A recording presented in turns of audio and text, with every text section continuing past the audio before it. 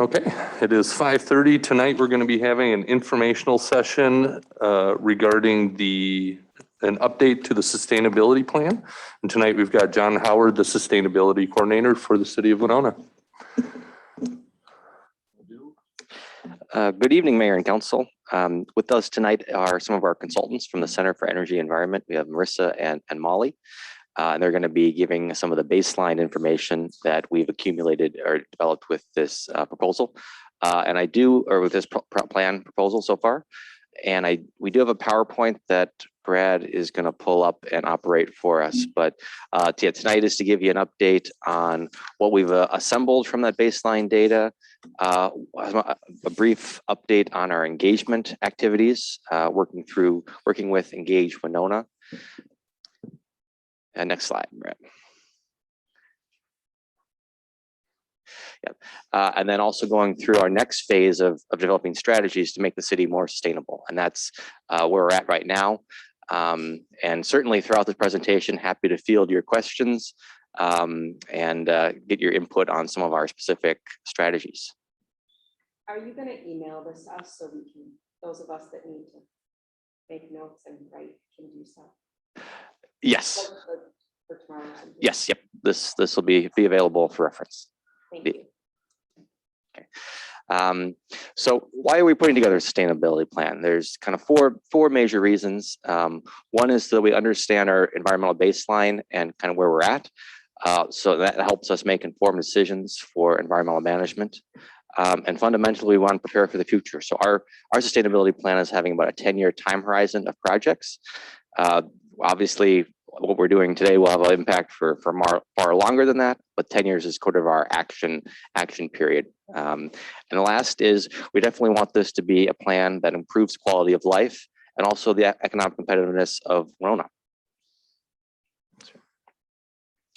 And kind of what is sustainability? That was one of the major questions we asked as part of our engagement. And it's kind of a lengthy definition, but basically it's the ability to maintain our needs without sacrificing the needs of the future. And in order to do that, there are kind of three overarching criteria that matter. One is it has to be economically feasible. The second is it has to be environmentally sound. And the third is it has to be equitable. Those are kind of the three pillars of the plan, also referred to by some as a triple bottom line or people, planet, profit. But it's not just the environment we're making sure we're being aware of other considerations.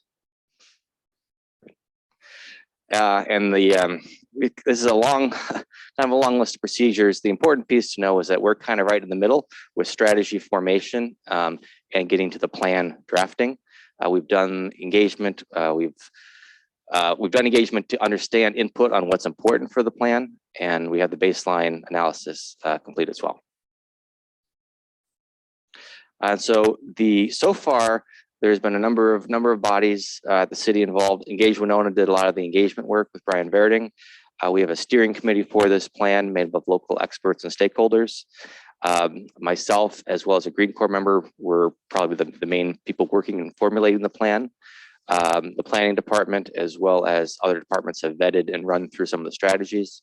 The manager Sarvi has been involved, as well as our consultants with Center for Energy and Environment.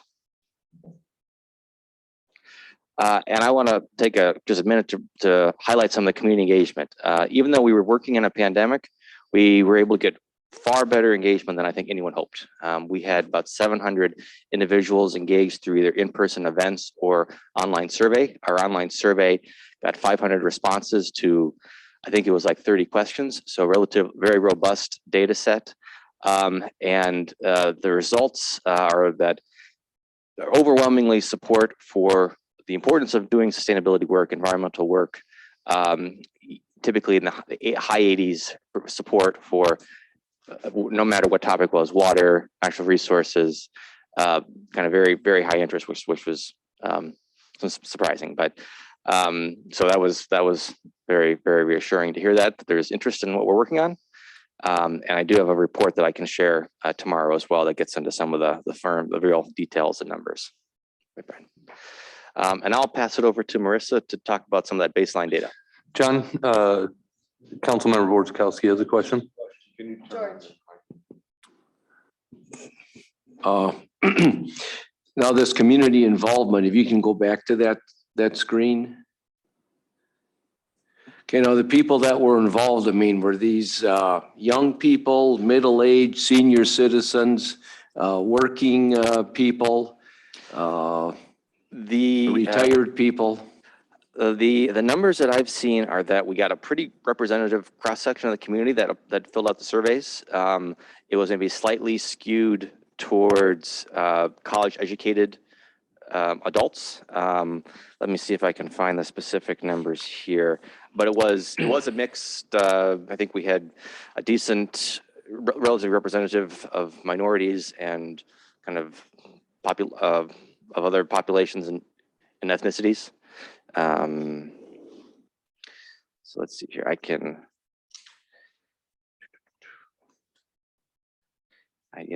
I'm not seeing it directly in front of me, but I'm fairly confident that we got a pretty good cross section of the community. Yeah, that's okay. So anyway, it was a mix of all ages and different groups, and Yep. so Yep. okay. We did do targeted outreach. We did a few business sessions, for example, a couple for college students, as well as just having it broadcast to the general public.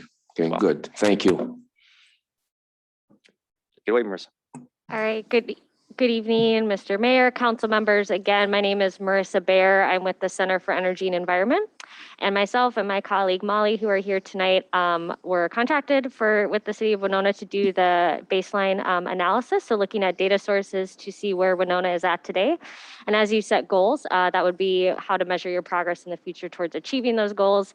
In addition, we're also working with John and his team on supporting drafting of the plan itself. So tonight I'm going to walk through that baseline analysis. One of the first slides that you'll see here are a variety of sources analyzed. So 6 core areas were identified by the city staff, including energy, transportation, natural resources, water, food, and waste. These were kind of variety of resources that we looked at, ranging from existing plans that have already been created and adopted by the city council and city of Winona. In addition to looking at public resources from the state, the Department of Natural Resources, the U.S. Census Bureau, some proprietary data working with the energy utilities that serve city of Winona, other data to compile that baseline. So this is just to capture all the different sources that we looked at by core area. We'll be walking through each of these core areas with you tonight, kind of high-level key takeaways that we found through this data analysis. And one of the first things that we did to look at is just the source of emissions. So establishing a greenhouse gas inventory for the city of Winona. As you can see on the screen, energy consumption represents the largest source of emissions. So that would be anything through electricity and natural gas combined. Looking at transportation, a little bit smaller piece of the wedge, and then waste, much smaller than that, kind of the smallest contributor towards your greenhouse gas emissions.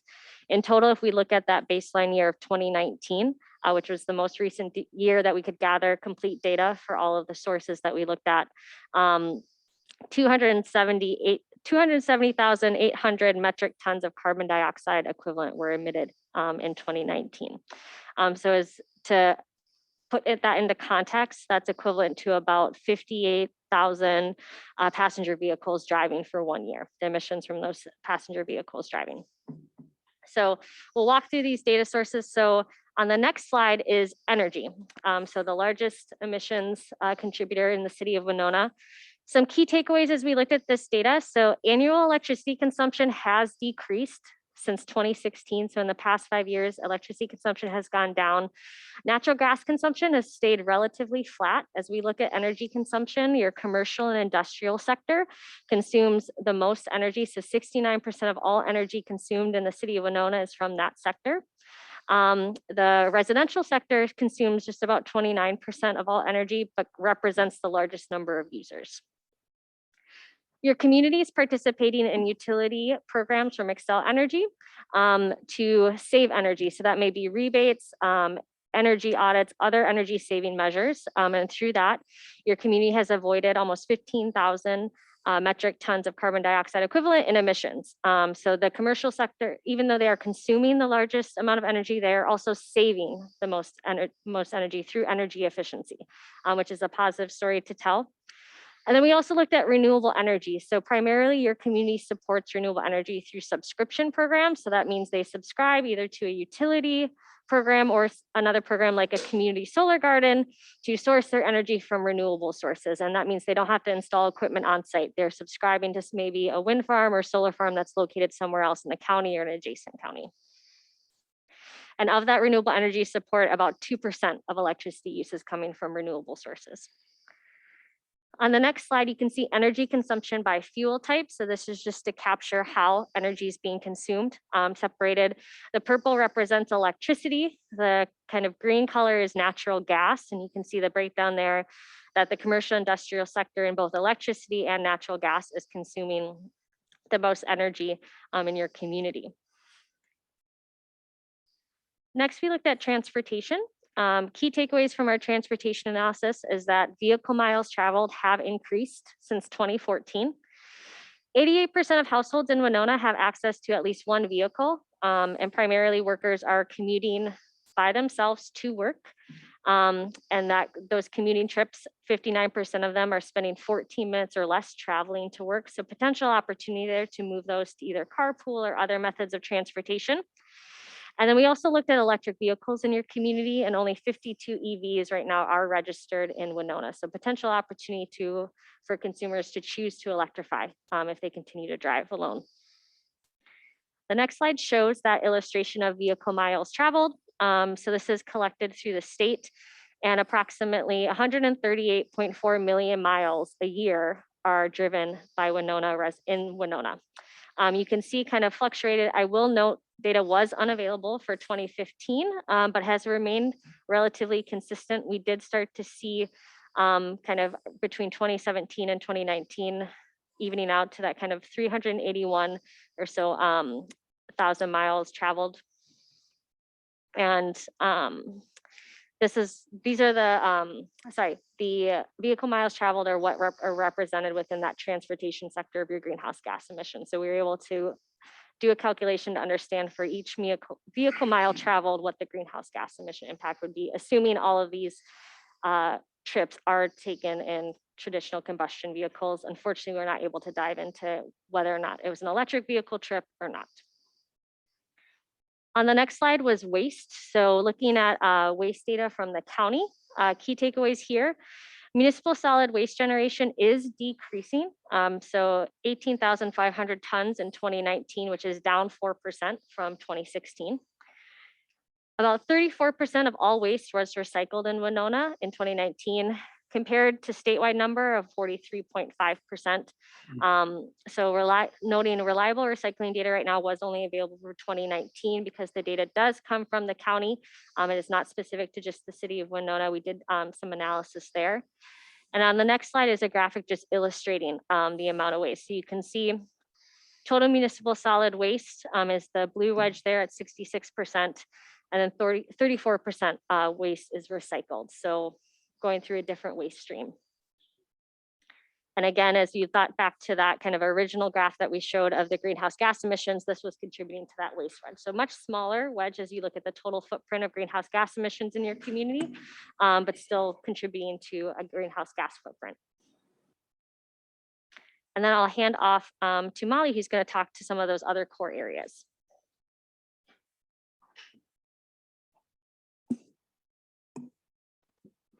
Good evening. Sorry, my voice is a little bit scratchy. I've been talking all weekend. So Mr. Mayor, City Council members, staff, members of the community, thanks so much for having us. Again, my name is Molly. I'm here just to talk about the tail end of the data analysis portion. So our first core area, these are the ones that don't contribute to greenhouse gas emissions, but are really important for other reasons. Water obviously being critical here in Winona. So the primary source of municipal water is groundwater, as opposed to surface water, your lakes, et cetera, your lakes and river. Trends from your consumption data, most likely for reasons of landscaping, et cetera, water use is highest in the summer months, and the residential sector contributes the majority of the water use consumes the majority of the water use in town. And it just varies by geography. And also, with the incredible natural resources that you have here, it's important to know that there's been some specific analysis on Southeast Minnesota pollutants, and those are predominantly coming from agriculture, overuse, and other source contaminants due to the karst topography. And next slide, please. So as I mentioned, just bear in mind that residential is the largest, the residential sector is the largest consumer of water across all sources.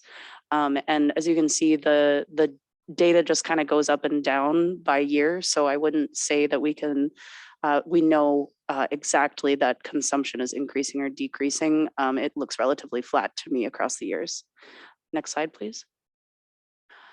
In terms of natural resources, I certainly don't need to tell you that that is an area of great interest and importance in the community.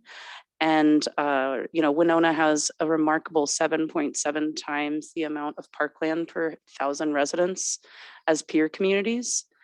The other thing I think it's important to note about this part of the analysis is that about 49% of the land use in your town is natural areas. And just note that 11% of it is preserved in parks. So other landowners, particularly the academic institutions, are holding on to a lot of that natural resource land. Amongst those natural resources are many sites of biodiversity significance. And that's about 5,900 acres that contain high quality native plants, really well functioning landscapes, and areas that could potentially be restored even further. So there is an opportunity to transition some turf that's currently managed into like pollinator friendly vegetation and some other options there. Next slide, please. So this is a map that just shows you, where all of the amazing resources are. The green being grassland, blue being wetlands and water. And again, that's just, over 7,500 acres citywide. Next slide, please. Thank you. Food is not something that is always included in these analyses. And I think it's, but I think it's obviously incredibly important. We all eat it every day, and local companies produce it for us. So food security, your ability to feed yourself and your family is an issue of access and equity. And it was where we had the strongest data. So we focused the analysis there. So supplemental food shelf visits are declining. So that's sort of the total number of visits is declining. However, the overall amount of food that's being given away by the food shelf increased in 2020, most likely due to the economic instability with the pandemic. And there's some opportunities, I think, in supporting other types of food security programs, such as helping people get involved, get subscribed, get into the federal programs like the Supplemental Nutrition Assistance Program, SNAP, which many of us would associate with food stamps. So I just think it's key to think about the opportunities in this area, because there are people in our town that don't have enough food. So how can we help them? I think federal programs is a potential opportunity. Next slide. So this is I think probably one of the most important takeaways is that the total pounds of food distributed really shot up in 2020. Again, no surprise to any of us. And just know that even though it might seem like the number of people that are visiting the food shelf is decreasing, they need more per visit. So that's why that number shot up, whereas the total number of visits didn't increase as rapidly. And we'll hand off to John for strategies. Okay. Thank you. All right. And with the strategy sections, I'm hoping to give you a kind of a broad sense of where we're going with the plan and where we're hoping to go.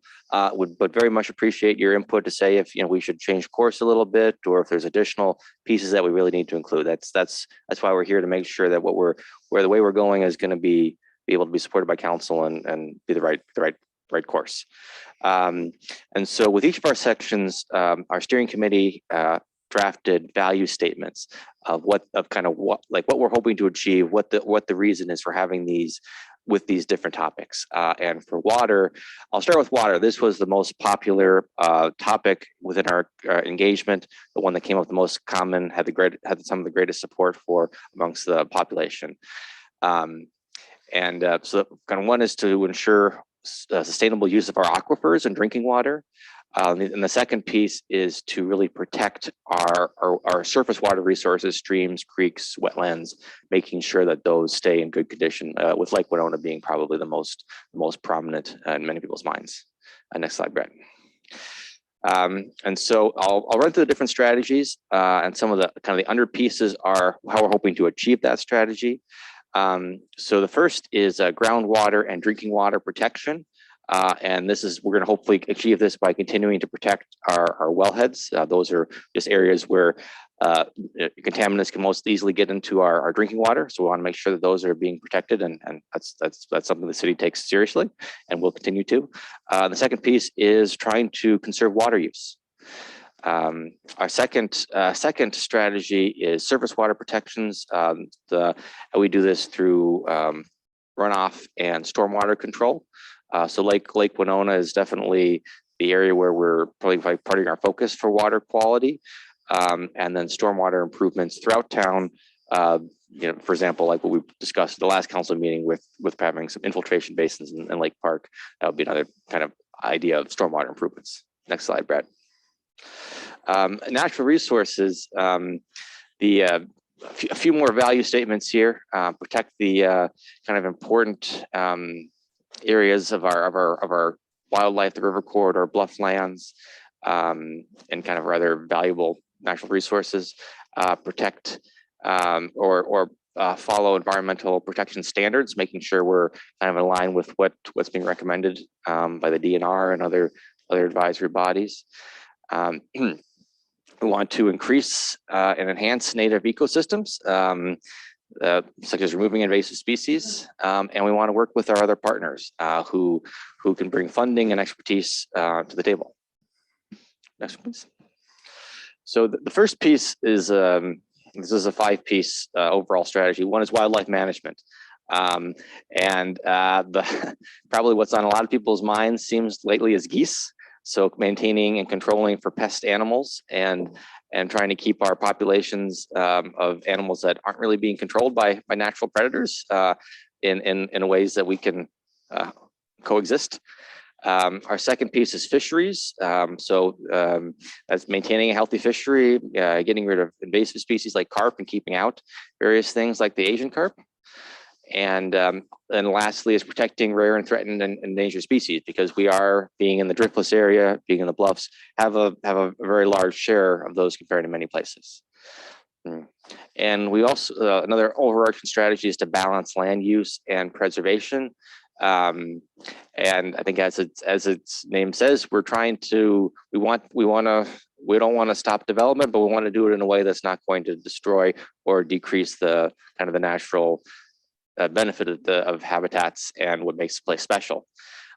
So that's partly we could do that by maintaining wildlife corridors, and also educating the public so that they understand and might value having native species in their neighborhood. And the third piece is preserve natural features and other geological features, kind of the things that are kind of make the area unique. And we do that by protecting the species we have, getting rid of invasive species, and there's a lot of grant funding for that we'll continue to seek. Go ahead, Brett.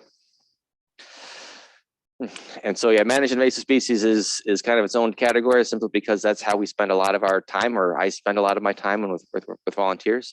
We are developing kind of a master plan for plants, at least, how we're going to attack and address those issues. And this was somewhat came up in the Bluff Traverse plan as well. We want to make sure staff are trained to identify species so that they can let us know where to put our effort and work, and public education likewise, so people know what invasive species is and can help us by reporting, as well as managing it on their own property. And the last piece is restore and expand our urban tree coverage. There's been interest in developing a more formal tree program and plan. We want to make sure we're working with our allies, such as the Friends of Winona Park, making sure we're working and leveraging their talents and abilities and interest and enthusiasm. And the last piece is we're hoping to the end goal is to have a for every tree we take out, to make sure we're planting another one. That just ensures we're keeping our trees in a sustainable state. Next, Brad. Food. This is a little bit short of a section. We want to make sure that their local food is here because it has health, economic, and environmental benefits. We want to ensure access to food for all residents. And lastly, a question I often get is what is foraging and who can use our natural lands for hunting or fishing or mushroom gathering. That's actually the one that I get one of the most questions about is mushrooms. Next question. Right. So we want to ensure our strategies here to ensure access to food and improve food security. We want to expand access to community gardens. This was actually the number 1 engagement topic that people asked about or supported was community gardens. This was done in the spring, so maybe people were in kind of a gardening mood. And the last piece is to develop guidelines for sustainable harvest and foraging, or make a policy and for our city property. Okay. Waste.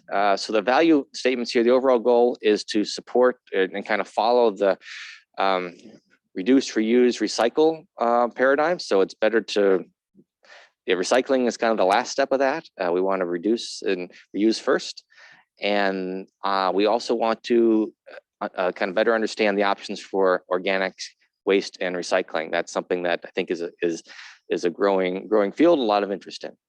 So strategies, our first one is to improve recycling quantity and kind of accessibility. And so that is making sure people are educated on what can go in their blue bin, kind of working to get recycling in public spaces. That's something that's been a struggle, particularly in outdoor areas. But there's been that's another piece that was common in the engagement report, is to try to get more access, get more recycling in public spaces. And the last piece is to expand on what we're able to recycle, whether that's special pickup events or just having other options for more things that can be recycled. Next slide, Brett. We also want to reduce littering and overall make sure that our natural areas are staying clear and highways staying beautiful and our downtown. And so there's this one, we can work with the public on pickup events and making sure we have bins in the right places. But one topic that came up, excuse me, a few times was whether it makes sense to have a plastic bag fee or some sort of packaging fee to get people so that they're not producing those things that end up as waste. And that's something that I definitely would want to get council feedback on. I think it would be more in the realm of regulation than a lot of what we're looking at here. So that's just one thing I want to point out. And the last piece, the last strategy is organic recycling or /composting. And so that's understanding what the potential is for expanding that, and also doing public education for at home composting, so people can feel confident doing that and not bother their neighbors. Next slide, Brad. I'm going to take a quick water break.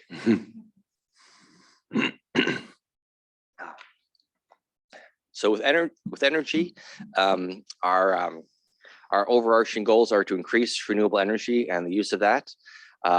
We also want to, at the same time, maintain or improve our energy efficiency and conservation measures. And lastly, to keep in mind, we do have an energy action plan that's aiming for our city to be net zero by 2050. That's in line with, I think, what a lot of scientists are saying needs to happen.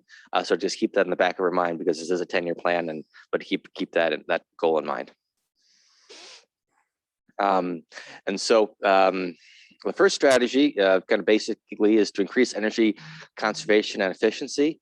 And we often do that right now by working with Energy Smart for our businesses. That's a no-cost program. And also the Home Energy Squad is focused on residential entities, and as we've had pretty good success with that And so one piece that I think we haven't had as much success with is rental housing and trying to work in that market and get audits. There's oftentimes for I think facilities over 5 units free audit. And especially with our student population, a lot of those students will qualify for free audits that can help lower their energy bill. And then renewable energy development. We hope to do this by the city showing some leadership and using renewable energy as the entity itself, as well as being a resource for businesses to understand kind of what the options are, what the tax credits are, what the financing is. We're not getting involved with the deals, but we're helping them understand what the options are. And the last piece is to continue to do outreach and education for residences and potentially helping with the community solar garden on public property.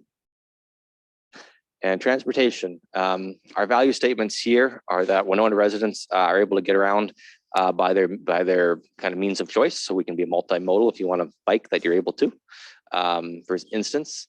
And second value statement is that those with limited mobility or who are somewhat transportation inclined or disadvantaged, that they are involved in the decision making of how things go because they're the ones who probably are impacted most. And generally speaking, we want to move towards more energy efficient means of transportation as new technologies develop. So the first piece, we want to support public transit and have that system be as usable, as user friendly as possible. Yeah, I think we continue to kind of do a lot what we're doing of rising routes to be more efficient, etc. We want to balance transportation, recreation, and the environment. So one piece has been discussion about making sure truck routes aren't interfering with kind of public commuting and getting around. And that I think is going to be a very challenging one, but that's one that has shown some popular interest. So I want to put that out there. Parking standards are another piece, common topic, and how can we better manage parking and make sure people are feeling like they can get around. And we also, on a more runoff standpoint, be good with our use of road salt and other chemicals so that we're not contaminating nearby areas. We want to enhance the city's walkability and bikeability. We are blessed to have a relatively compact downtown core and be pretty flat. So that does make it easier for us to get around by other means. We want to also, but there are like trail connections. I think that's something that the Parks Department is working hard on, and I think that's a great strategy. And lastly, to expand electric vehicle infrastructure. So one way we can easily do that is incorporating electric vehicles into city zone vehicles. A lot of our use, we did a study 3 years ago, and a lot of the use characteristics of our city vehicles match with what the EV capabilities are in terms of like the range and distance. But also to work on public charging infrastructure so people out of town from the Twin Cities and La Crosse feel comfortable coming to Winona in their vehicles, because we expect electric vehicles are going to be continuing to increase in popularity. And the last piece, which I think hasn't been discussed as much through our previous pieces, is extreme weather. So we want to make sure the city develop a plan so the city is ready for extreme weather. This summer has shown us all sorts of odd pieces, whether it's smoke from Canadian wildfires that hazes up the sky that obviously we can't control, but we want to make sure we're ready for it and have residents notified if there's a bad quality air day. To a crazy storms we got a week ago. There's lots of different things that we need to consider and how we can do better at that. So one is designing our buildings so that they can handle it, and also doing public education so that people can be prepared themselves. And then there's a few pieces that don't really fit nicely into any of the categories, so I wanted to bring them up here. Kind of one piece that came out of the engagement was there's interest in having more kind of public education, public facing environmental communication.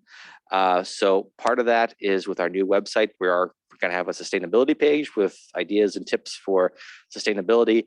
And there's also been interest in putting together like a quarterly newsletter on various topics that a lot of folks who did our engagement opted in to receive that once it's up and running. And then very kind of city operational specific is to incorporate sustainability and better into our kind of day-to-day operations. And kind of strategies to do that are to incorporate, have periodic meetings between departments and staff about sustainability specifically.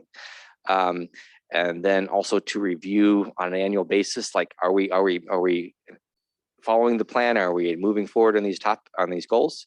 And the last piece is to have a city green team or sustainability team. We had one kind of pre-COVID that about basically just talking with like the people who are in different departments who are actually doing the work and getting their ideas on how we can enhance sustainability or environmental operations. Kind of another topic is there was interest in the engagement or support for Sustainability Commission and having a more formal body there. The CEQC is the Citizens Environmental Quality Committee is our current kind of environmental advisory group. And I've talked with them and they are very interested in advising on this plan going forward. But there is, potential interest for them to be a commission and move out of their sort of subcommittee status and be in a kind of a more prominent role. And the last piece that came up through engagement and with conversations, especially amongst youth, is environmental justice and kind of making sure that the decisions we make are being equitable and fair and being conscious of kind of past prejudicial practices. So that's one that kind of goes across all pieces, but yeah, we need to consider too. So kind of where we're at with this plan, if we want to finalize and get into the details of or kind of finalize our strategies, and then we'll start actually writing the full plan draft to put out to the public.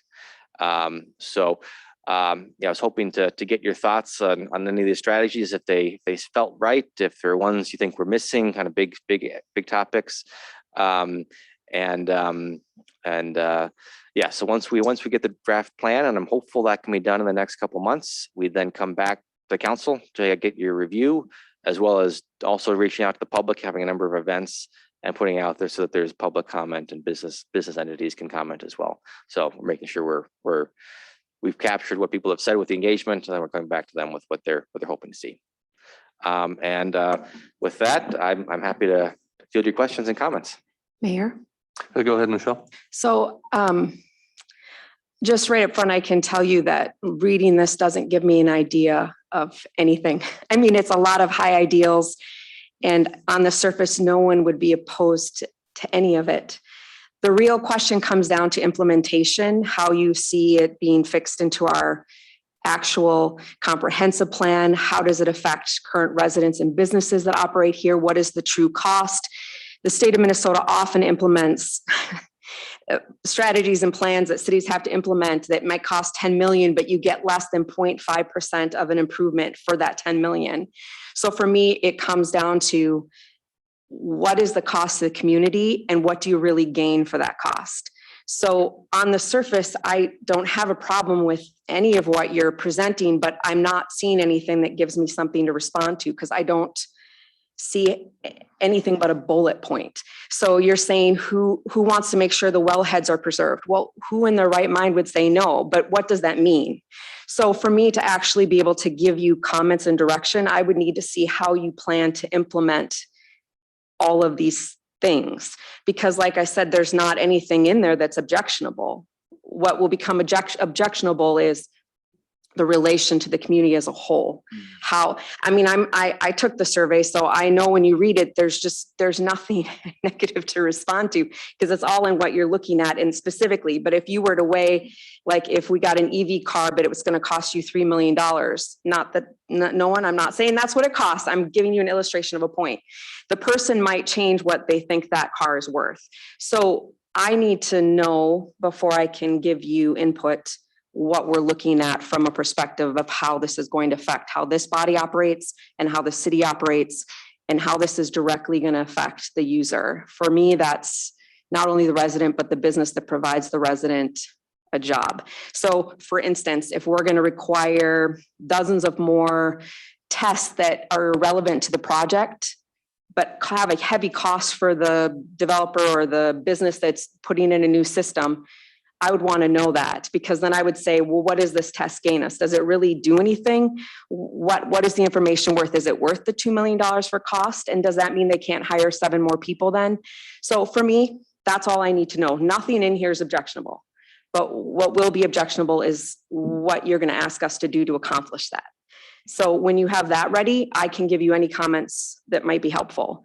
But and really, I'm a visual person, so I need to hold it in my hands and read it and make notes. But looking just at this page, I don't know what to tell you because you didn't give me anything to respond to beyond what would I have a problem with? I mean, a better environment, a healthier air quality, none of these things are going to be problematic. I'm just speaking for the council as a whole. None of us in the last 10 years have had a problem with that. And before I got on council, they were already looking at ways to make their facilities more efficient. So I don't think anyone here is going to have a problem with that. I'm just guessing it's going to come down to what you're actually looking for implementation, for cost, for penalties to businesses or individuals. What are we going to do to make sure these things are happening? How are we going to make sure people aren't over picking morel mushrooms? I mean, what is the implementation and what does it look like for cost? Those are really my only comments. Mayor, I'd mirror Michelle's comment and also like to look at some sort of number. Where are our major problem areas? You know, to have that somewhat highlighted or outlined, that would be more feasible, I think, in my head. I want to know what our issues are at hand in comparison to peer communities our size, those sort of things. George? Yeah, thank you, Mayor. First of all, John, and to the 2 young ladies there, very good presentation tonight. As I was looking through all the bullet points that came up, these are things that as a city, we are already doing. We already have the basic, we spent money years ago to protect and save the bluffs. We did that years ago. We went with clean water. Every industry in town, I know the one that I've worked at, Peerless Chain Company, they have people hired to look at all these programs. Energy, water, recycling. They have people that go and to try to get the best bang for their dollar. As far as, a lot of times they will recycle the water like they did up at Target Field. There's no natural water. It's all rainwater that they are recycling. Some industries are already doing that. As far as the waste, they have recycling programs in place. Bay State, I believe they are very, very well, probably 95% recycled already. Peerless Chain Company was awarded here and recognized, I believe, 2 years ago for having the best water quality in, I think it was a 5-state area for their water treatment. So like I say, a lot of these things you're talking about, they're all good, no doubt about that. But like I say, these are things that the city, we are already doing, and many of our industries are already doing them as well too. You go and talk to private industry, they're aware of all these things. So, and one thing you haven't mentioned is, how do you clean up cigarette butts? They're all over the streets and the sidewalks. So with that, very good presentation. Thank you. And I just want to piggyback off of that. When I was running for office 10 years ago, one of the complaints I got is that the city council went to all of the residents and said, stop using water. You're using too much water. So they stopped using water, and then we raised their rates because we weren't taking in enough money. So, I mean, just to illustrate a point, I want to know what the outcomes are going to be. That is a true story. I mean, everyone's fees went up because they were trying to do what the city told them, which was to use less water. And then their fees doubled. So, I mean, that's what I mean. That's the information I need. I'm sure that maybe everyone else feels the same. So John, the one thing that I think I'm hearing from everybody tonight, and I would be in the same boat, is that this has raised more questions for me, to be honest. And I would need some time to digest and maybe be able to ask more specific questions along the way. But tonight, there's a couple questions I do have. Just for point of clarification, the CEQC, which is the Citizens Environmental Quality Commission, Quality Commission. as of now, they are reporting to Planning Commission. They are not reporting to council directly. Is that correct? And so part of that ask would be to have them become or form as an official commission that would advise the council directly. Is that part of the ask in that CEQC portion? Yes. Okay. And I have heard that from members of the CEQC as well. And to a certain degree, it makes sense to me. In terms of baseline, like where we're at right now, how, you know, and this is, it kind of goes along the lines of Aaron's questions. How do we sit in terms of those baseline numbers in comparison to other cities of our size, whether it's in Minnesota or elsewhere? I'm assuming that you've worked with other communities and have seen comparative data. You know, overall, where are we hurting? Where do we need to really look or focus more closely based on averages from other communities of our size? And then also, what are potentially the opportunities or the low-hanging fruit? What are the easy ones for us that we can make small incremental changes that might have the, you know, a fairly large impact and are more maybe implementable at a city level? One of the other things that comes up, or questions that I have, is that a lot of this right now is being done or is supposed to be getting done by the county. And there seems like some overlap. Like, for instance, just the recycling, you know, like the residential recycling contract is done through the county, I believe, correct? So things like that, like how involved should we be as opposed to the county? Like those are questions that start to come to my mind. I agree with everything that's in here in terms of being able to save what we have and potentially enhance it, and then also going beyond that and turning into a place that produces energy instead of uses it eventually by 2050 is where we hope to be there.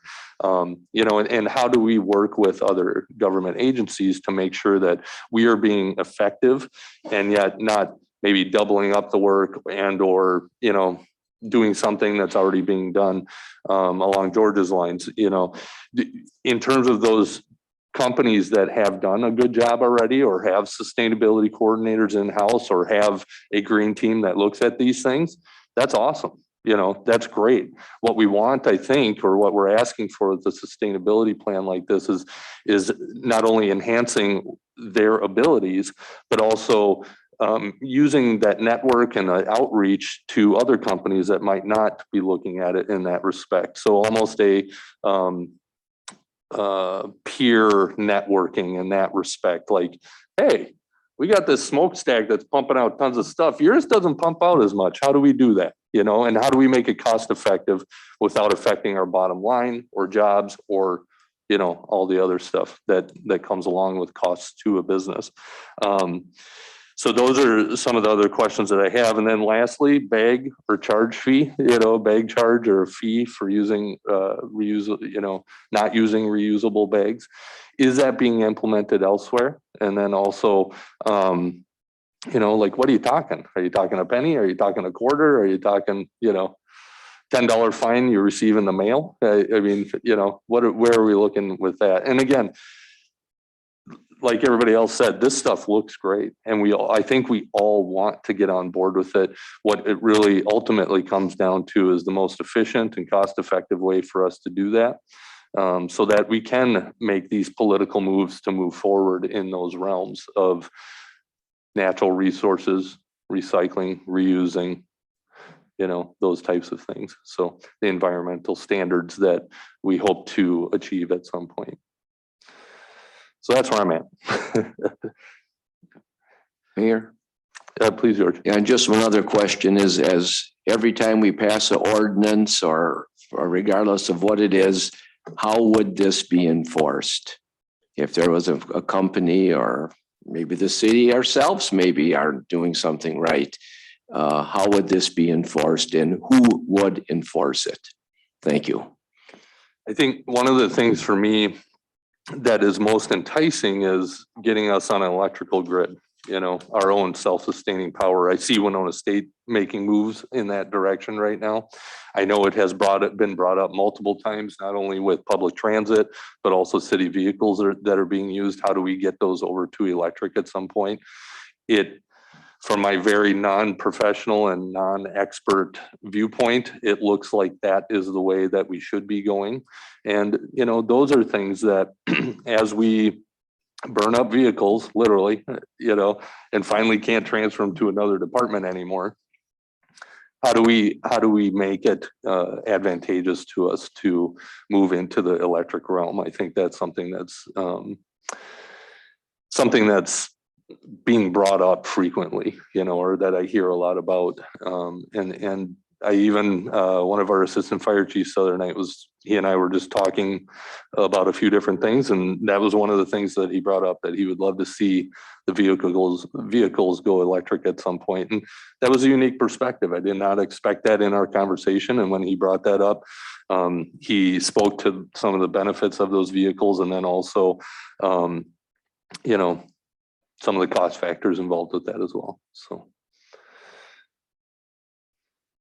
I don't know where you want to go with that. Yeah. But I think in general, we have some more questions, right? And while we like the direction or the strategy of the plan, what's the bottom line here? What's it going to end up costing us? What kind of budget decisions are we going to have to make, and how do we do that appropriately along the way? Obviously, creating a plan is going to help that. But, as a council, to help with more direction, we might have a few more questions along the way here. Okay. Thank you very much for that feedback. I'm going to see if Marissa and Molly can maybe talk about that kind of baseline comparison, and if we have information on kind of where Winona stands. And